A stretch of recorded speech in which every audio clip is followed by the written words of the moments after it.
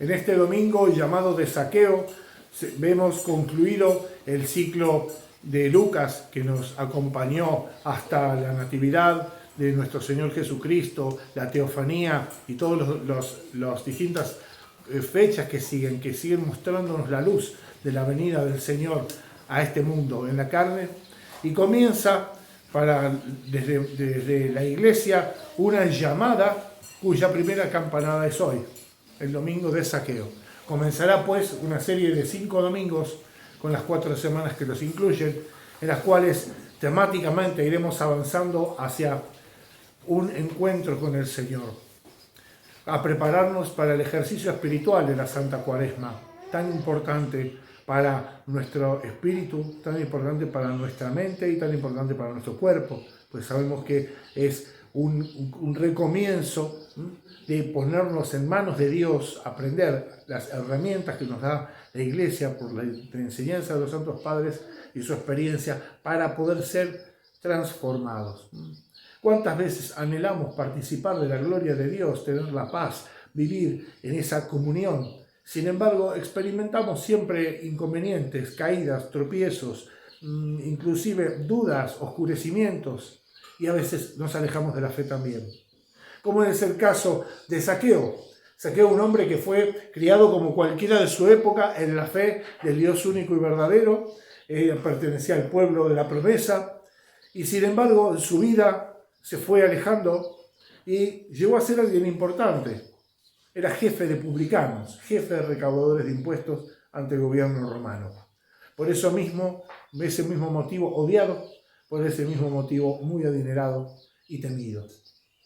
Cuando Zaqueo se expresa de esta manera, diciendo que daré la mitad de lo que tengo a los pobres y si he perjudicado a alguien daré 4 veces más, está expresando una figura legal de la época que cuando el bien que se obtenía era conseguido con engaño había que devolver el doble, y si era conseguido con violencia había que devolver 4 veces más. Así que digamos que Zaqueo llegó a ser jefe de publicanos porque hizo muy bien su trabajo. Llegó a ser el más temido y el más odiado de todos. Sin embargo, Dios no se olvidó de él. Cuando Zaqueo quiso ver quién era Jesús, se subió a un árbol para poder ver a causa de su baja estatura y también, de acuerdo a algunos comentaristas, para evitar alguna venganza en medio de la multitud, pues era alguien muy despreciado. A tal punto que el único que ve en él, esa semilla que está debajo, a ese hijo de Dios, a ese hijo de Abraham que estaba perdido, es él. Dice: baja, Zaqueo, hoy me hospedaré en tu casa. Y a partir de ese momento todos murmuraban. Todos los que se habían acercado a ver a Jesús tropezaron con Zaqueo. Fueron a ver a Jesús, estuvieron delante del Señor, y lo único que recordaban es que ese fue, y Jesús se fue a esa casa, y se quedaron sin Jesús. Y Zaqueo, que fue a ver a Jesús y lo dejó pasar en su corazón, recibió la visita del Señor. Los demás se habían portado bien, los demás eran buenos, los demás cumplían, o eran al menos más honestos, o eran como ese. Sin embargo, cuando ese abrió el corazón, el Señor fue y se aposentó. Y dijo: hoy ha entrado la salvación a esta casa. Y cuando se dice ha entrado la salvación a esta casa, se refiere a toda la familia y a toda la gente que estaba vinculada. Podemos entender que Zaqueo tenía una casa grande, también con muchos sirvientes, porque era una persona, desde el punto de vista del mundo y del dinero, muy importante y muy rica. No le había traído eso la salvación, eso había sido el obstáculo para encontrarse con Dios. Y cuando comprendió eso, el primer movimiento fue deshacerse del obstáculo. ¿Qué es lo que me separa de mi pueblo? ¿Qué es lo que separa de mi Dios? El modo en que yo amontoné esto. ¿Para qué amontoné esto? ¿Para qué estoy? ¿Qué estoy sirviendo?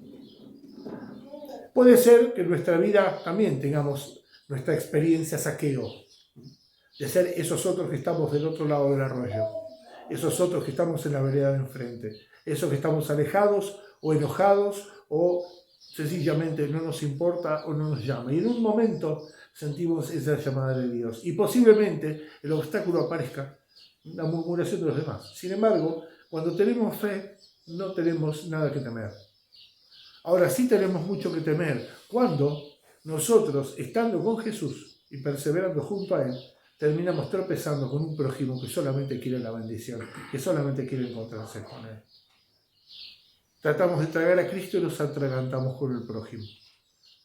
En cambio, en vez de ver la obra grandiosa de Dios y que puede hacer nueva, le hace nuevas todas las cosas y hace nuevo un corazón que le dice que sí, no alguien que se va a justificar sus pecados, es decir, bueno, es lo mismo, no.